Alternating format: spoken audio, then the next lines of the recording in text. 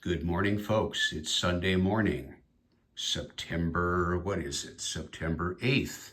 What have I been up to?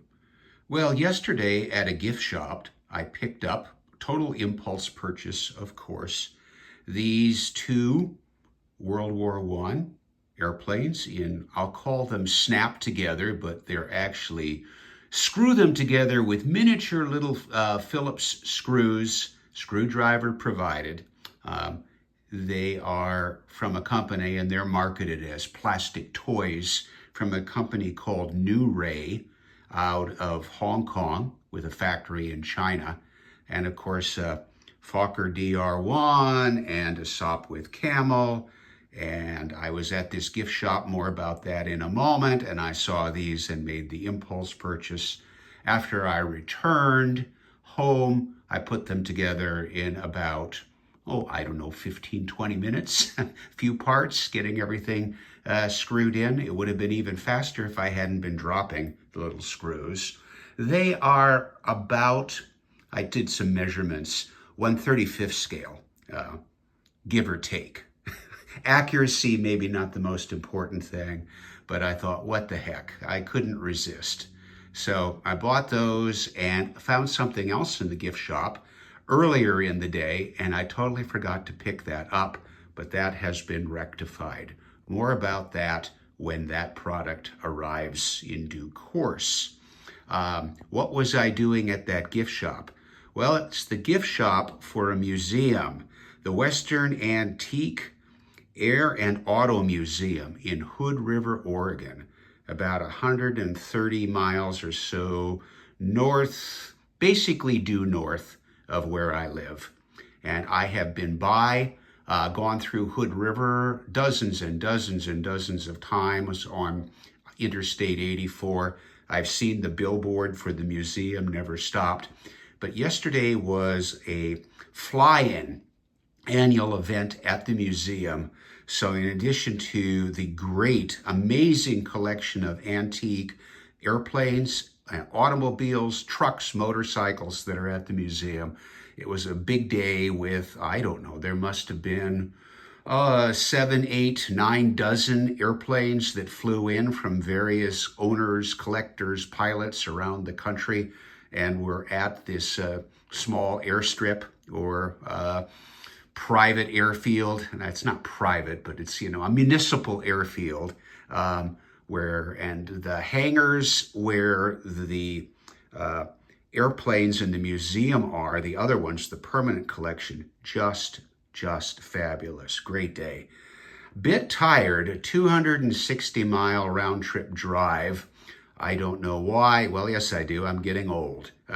It's amazing. I used to drive 650 miles a day and not feel it too much. And now less than half that distance takes it out of me. Okay, I will put up some really low quality in terms of no narration, just background noise, 1 or 2 short video clips of some of the airplanes I saw. They'll be there without really much other mention, 1 minute or so in length. What else have I been up to? Well, I'm working on this prop for the Roland. I'm trying to follow the paint tutorial from Plasmo using oil paints. I laid down a base of acrylic, yellow ochre or ochre yellow. What is it? Yellow ochre from Vallejo. And then afterwards, I brushed in ochre oil paint from Optilum, 502 Optilum. Let that dry a bit, and then tried to, hand painted in the contrasting laminate using burnt umber oil. I've been letting that dry.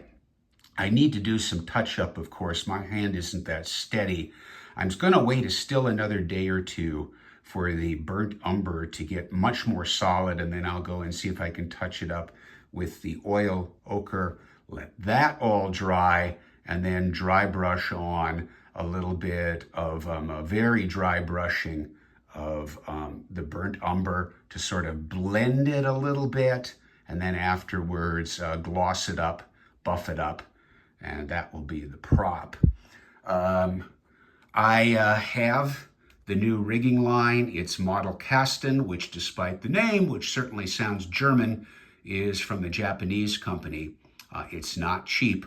It comes in two different thicknesses, 0.13 millimeter, 0.2 millimeter, advertised as the former for 1/48 scale, the latter for 1/32 scale.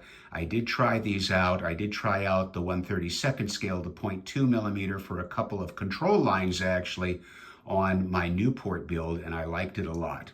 It is flexible, but not to the extent of Easy Line, which is actually a good thing because it is basically a very stable compound, and it's also round, not flat. So I will be using that. But what I'm going to need to do, and what I am going to do, is of course be doing the turnbuckle exercise using gas patch turnbuckles.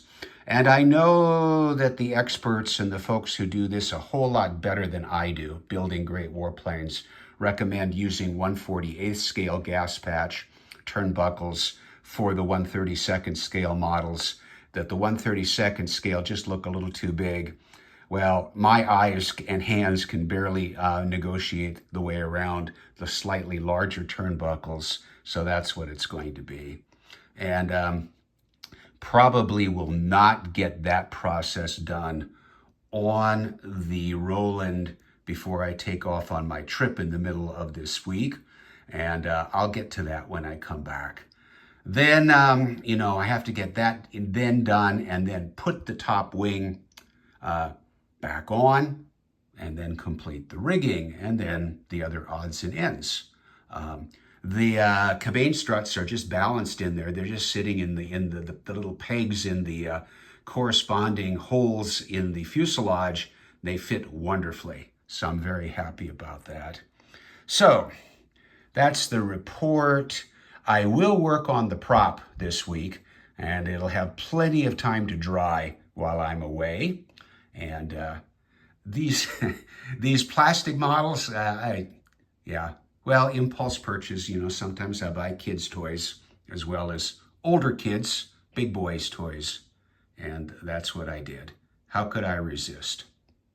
Okay, as I said, I will put up some short video clips, or maybe just one, of the Air Museum, some of the things that we saw yesterday when we were at this fabulous museum, a Western Antique Air and Auto Museum in Hood River, Oregon.